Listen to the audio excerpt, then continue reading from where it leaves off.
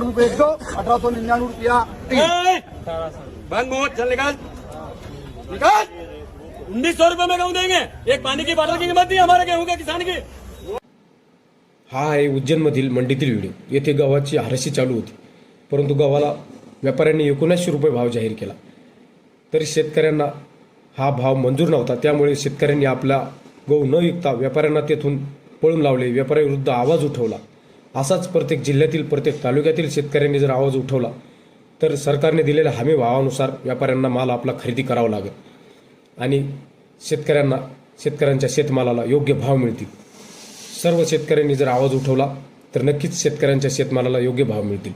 आणि अजून पण शेतकऱ्यांचे बरेचसे प्रश्न असतात, जसे की पाणी, लाईट, या विरुद्ध पण शेतकऱ्यांनी आवाज उठवायला हवा, तेव्हा कुठं शेतकऱ्यांना पाणी आणि लाईट वेळेवरती मिळेल।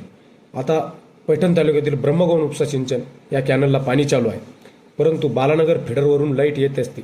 त्या लाईटचं ओव्हरलोड होत असल्यामुळे शेतकऱ्यांना 1 दिवसात लाईट दिल्या जात आहे।